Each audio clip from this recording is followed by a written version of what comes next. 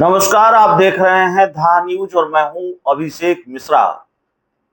देखिए, जनता दल यूनाइटेड ने बिहार के मुख्यमंत्री नीतीश कुमार की पार्टी ने वक्फ संशोधन अधिनियम बिल का समर्थन किया है। भारतीय जनता पार्टी का समर्थन किया इस पूरे मामले को लेकर। और जेडीयू के अंदर बवाल मचा हुआ है, भूचाल मचा हुआ है, इस्तीफों का दौर चल रहा है। तो खैर, पुरानी बात हम बाद में करेंगे। इस वीडियो की शुरुआत में ये बात हम करें कि नीतीश कुमार को, जनता दल यूनाइटेड को क्या 2025 के विधानसभा चुनाव में इसका राजनीतिक नुकसान हो सकता है, खामियाजा भुगतना पड़ सकता है? और अगर नुकसान होगा तो फायदा कौन उठा ले जाएगा? आरजेडी उठा ले जाएगी या फिर प्रशांत किशोर उठा ले जाएंगे? नीतीश कुमार ने किसका काम आसान कर दिया है? आरजेडी का काम आसान किया है या प्रशांत किशोर का काम आसान किया है? मेरा मतलब यह है कि अगर जेडीयू से मुस्लिम वोट छिटकेंगे तो वो किसकी झोली में जाएंगे? सवाल तो यह भी है कि छिटकेंगे भी कि नहीं छिटकेंगे। जेडीयू डैमेज कंट्रोल में लग गई है, लेकिन अगर मुस्लिम वोट छिटकेंगे, जिस तरह से इस्तीफों की झड़ी सामने आ रही है, नेताओं की नाराजगी सामने आ रही है, और फिर जाहिर है प्रशांत किशोर भी और तेजस्वी यादव भी, आरजेडी भी इस बात को पूरी तरह से भुनाने की कोशिश करेगी कि देखिए, सेकुलर छवि वाले नेता नीतीश कुमार ने, या सेकुलर छवि होने का दावा करने वाले नीतीश कुमार ने वक्फ संशोधन अधिनियम बिल पर मुसलमानों का साथ नहीं दिया। उन्होंने इस पूरे मामले पर बीजेपी के साथ दिया। वो बीजेपी के रंग में रंग गए और तमाम तरह के पोस्टर वार, बयान वार पलटवार अभी भी चल रहे हैं। प्रशांत किशोर का भी बयान आ रहा है, तेजस्वी यादव का भी बयान आ रहा है, पटना में पोस्टर भी लग रहे हैं।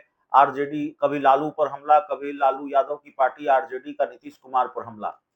तो सवाल यह है कि मुस्लिम वोट छिटकेंगे भी कि नहीं छिटकेंगे। लेकिन अगर छिटकेंगे, अगर थोड़े बहुत भी छिटकेंगे, ज्यादा छिटकेंगे, पता नहीं क्या होगा, लेकिन अगर मुस्लिम वोट नीतीश कुमार से छिटकेंगे तो वो किसके खाते में जाएंगे?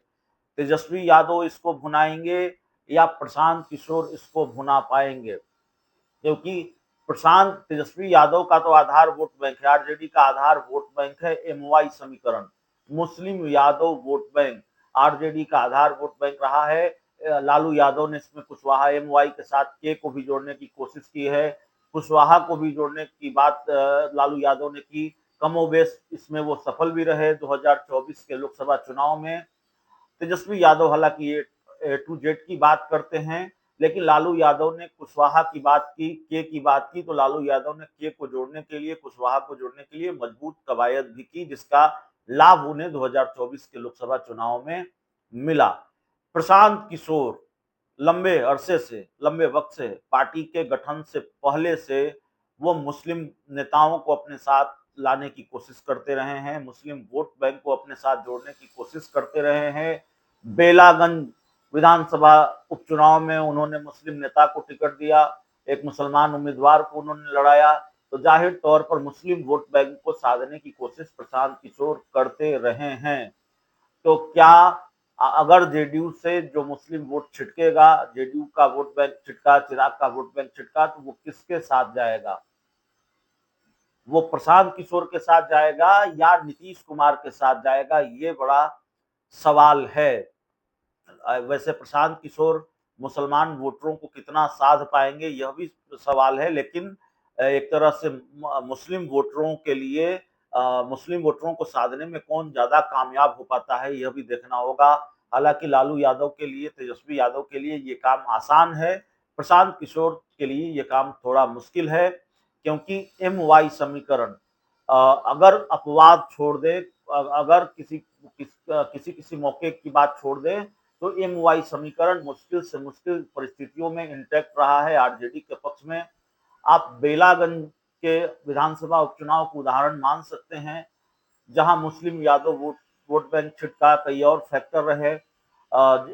वहां के जो स्थानीय विधायक थे, जो बाद में सांसद बन गए, सुरेंद्र यादव, उनको लेकर एक एंटी इनकम्बेंसी फैक्टर भी रहा। तो बेलागंज सीट आरजेडी हार गई, लेकिन मुस्लिम यादव और मुस्लिम वोट बैंक आरजेडी के साथ इंटैक्ट रहा है। तो जाहिर तौर पर प्रशांत किशोर को बहुत कामयाबी हासिल होगी ऐसा लगता नहीं है।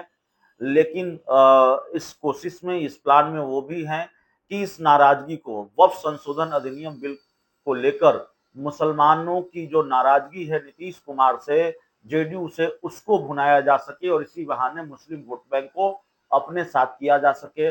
और जाहिर है तेजस्वी यादव भी यही कोशिश करेंगे, तेजस्वी यादव का प्लान भी यही होगा, लालू यादव का प्लान भी यही होगा। और एक सवाल यह भी है कि नीतीश कुमार डैमेज कंट्रोल कर पाएंगे या नहीं कर पाएंगे। अगर डैमेज कंट्रोल कर लिया तब तो ये नौबत ही नहीं आएगी कि भाई तो मुस्लिम वोटर किसके साथ जाएंगे, जेडीयू से छिटक कर। जेडीयू से छिटकेंगे ही नहीं तो बहुत कामयाबी मिलेगी नहीं तेजस्वी यादव को या प्रशांत किशोर को। लेकिन इस बात की गुंजाइश बहुत कम है कि जेडीयू या नीतीश कुमार पूरी तरह से डैमेज कंट्रोल कर पाएंगे। कुछ ना कुछ डैमेज होना है, कुछ ना कुछ नुकसान होना है 2025 के विधानसभा चुनाव में। और अगर नुकसान होगा तो ज्यादा फायदा तेजस्वी यादव को ही मिलेगा। प्रशांत किशोर को आरजेडी के मुकाबले कम फायदा मिलेगा। फायदा मिलने की उम्मीद प्रशांत किशोर को भी है। और इस बात की भी उम्मीद है कि थोड़े बहुत ही सही, लेकिन कुछ मुस्लिम नेता या कुछ मुस्लिम वोटर्स प्रशांत किशोर के साथ भी जा सकते हैं, उन पर भी भरोसा जता सकते हैं। बहुत बहुत धन्यवाद।